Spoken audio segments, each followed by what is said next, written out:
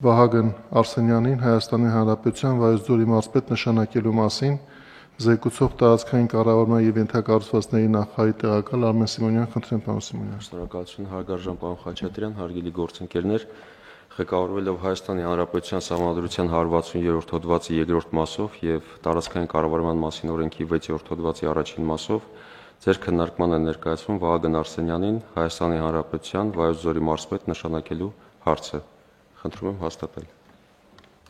Պարոն Արսենյան, խնդրեմ։ Մեծարգո պարոն